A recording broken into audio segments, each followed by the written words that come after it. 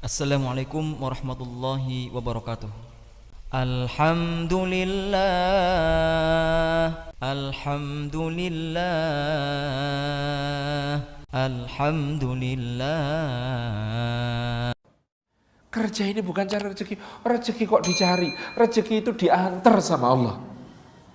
Yang kita lakukan itu adalah bekerja, berjuang untuk Allah. Terserah Allah di mana meletakkan rizki. Bisa jadi pekerjaan kita, bisa jadi tempat lain. Sayyidah Hajar itu, Pak, sebenarnya kalau cuma mau meriksa ada air apa enggak, ada orang apa enggak, perlu berapa kali dia melintas antara Safa dan Marwah? Survei itu, Pak, 2 kali bolak-balik kan cukup. Yang dilakukan ibunda kita Hajar 7 kali. Kita sekarang susah menghayati, Pak. Di masa ibunda kita Hajar naik ke Bukit Safa itu, batu, curam, panas, kering, runcing-runcing, melukai kaki. Sekarang marmer, AC, suweju, walus, landai. Iya kan? Kemudian dia lari ke Marwah. Di antara kerikil-kerikil yang tajam, pasir-pasir membara. Balik ke Safa, balik ke Marwah, balik ke Safa, balik ke Marwah, 7 kali. Allah menurunkan pertolongan terserah di mana. Ternyata itu bayi Ismail alaihissalam menangis, mengetuk-ngetukkan kaki ke pasir. Pada saat yang sama Jibril alaihissalam memukulkan sayapnya ke tempat itu, memancar mata air. Kalau saya jadi Hajar, Bu, Pak, mungkin kalimat pertama saya adalah, ya Allah, enggak dari tadi loh ya. Sudah bolak-balik antara Safa dan Marwah, ternyata airnya di kaki bayinya.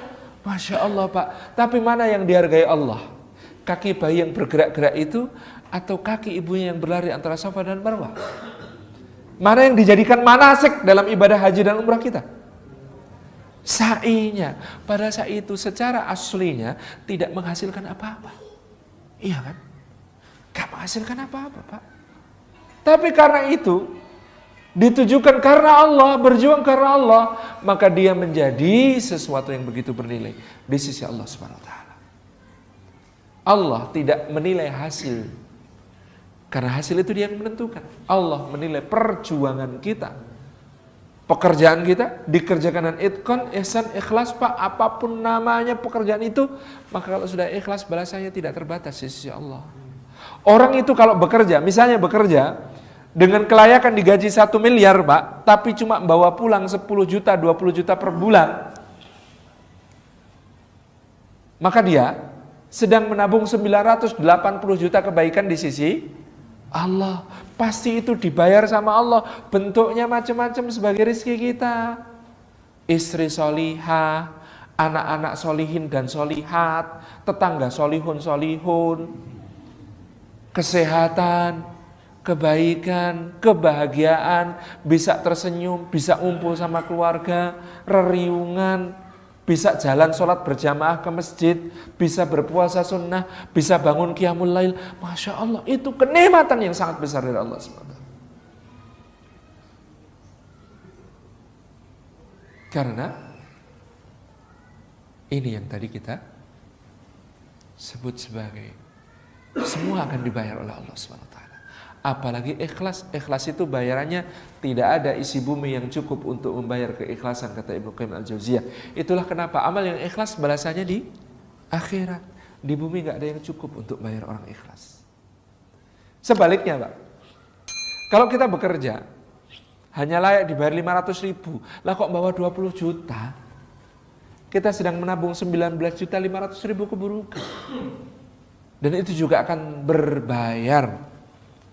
Lo datang ke kantor jam 8 sampai jam 10 ngopi-ngopi sambil baca koran. Jam 10 sampai jam 12 gosok-gosok akik di kursi kerja. Jam 12 keluar kantor makan siang sampai jam 2. Jam 2 sampai jam 4 tekun di depan komputer main soliter. Lah terus gajinya 20 juta.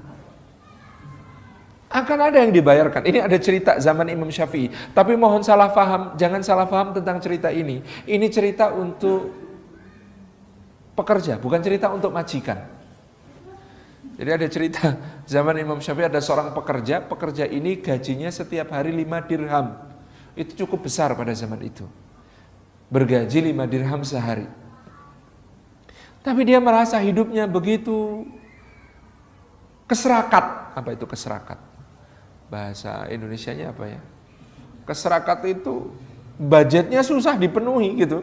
Tidak pernah berimbang, defisit terus gitu. Dia merasa hidupnya susah betul. Istrinya bawel, guala, ngomelan, nyala-nyalain. Anak-anaknya itu nakal-nakal gitu. Waduh. Akhirnya dia mengadu pada Imam Syafi'i, "Ya Imam, nasihati saya. Saya ini gaji 5 dirham. Itu lebih daripada yang lain. Tapi teman-teman itu kok kayaknya hidup tentram, saya ini malah kacau, gak karuan." "Oh," kata Imam Syafi'i, "kalau begitu kamu coba minta supaya gajimu dikurangi." Imam serius. Lah saya 5 dirham gak cukup, kok suruh ngurangin gaji? Coba dulu. Karena nasihat Imam Syafi'i, dia taat. Dia bilang sama bosnya, "Bos, minta turun gaji, bos." "Oh, kok aneh kamu," kata bosnya. "Gaji kok minta turun?" "Iya bos, nasihat Imam Syafi'i, gimana lagi. Saya mau dikasih 4 dirham aja sehari." "Oh ya, 4 dirham." Setelah gajinya 4 dirham, dia menghadap Imam Syafi'i. "Imam, sekarang ini sudah agak enak. Istri saya ngomel-ngomelnya sudah nggak seperti dulu. Lumayan agak sopan ngomelnya. Anak-anak juga sudah mau disuruh, meskipun kadang berdebat dulu sama mereka. Ya 4 dirham ini rasanya cukup, tapi kok ya mepet banget gitu ya Imam. Ada nasihat lagi ya Imam?" Kata Imam Syafi'i, "Ya sudah, kurangi lagi 1 dirham gajimu sana." Nasihatnya memang nggak masuk akal nih Imam nih. "Ya udah deh, saya laksanakan." Bener. Dia kemudian minta gaji hanya 3 dirham. Berjalan sebulan, dia menghadap Imam Syafi'i beserta seluruh keluarganya dengan wajah berseri-seri. Bahagia sekali. "Ya Imam, saya minta dijelaskan, ini aneh sekali. Dulu hidup kami 5 dirham itu ya, kacau kayak neraka. Sekarang cuma 3 dirham, tapi istri saya jadi solihah banget. Anak-anak saya itu taat, kadang-kadang belum disuruh sudah jalan duluan. Kehidupan rumah tangga saya juga bahagia. Sekarang bahkan 3 dirham itu kadang-kadang berlimpah sampai kami bisa sedekah." Ini ceritanya gimana? Kok bisa begitu? Imam Syafi'i menjawab dengan sebuah syair yang sangat terkenal. Indah sekali syair beliau ini. "Jama'al haram ilal halal liyuksiru, dahalal haram alal halal fabu'siru." Orang itu mengira dengan mengumpulkan yang haram ke dalam yang halal, dia bisa memperbanyaknya. Padahal kata Imam Syafi'i, kalau yang haram masuk ke yang halal, itu dia merusaknya. Jadi yang menjadi hakmu selama ini itu 3 dirham. Kamu ambil 5 dirham, yang 2 dirham itu bukan menambahi, itu merusak. Ketika kamu bersihkan, kamu ambil hanya hakmu yang 3 dirham, maka Allah memberkahi yang 3 dirham itu karena halal dan suci, maka kemudian kehidupan keluargamu juga jadi berkah. Sekali lagi, ini cerita untuk pekerja, bukan cerita untuk majikan. Nanti ada anak buahnya ngeluh, dikasih tahu, "Kayaknya kamu gajinya kebanyakan deh." Lah repot saya gitu kan. Dituntut sama serikat buruh provokator pengurangan gaji.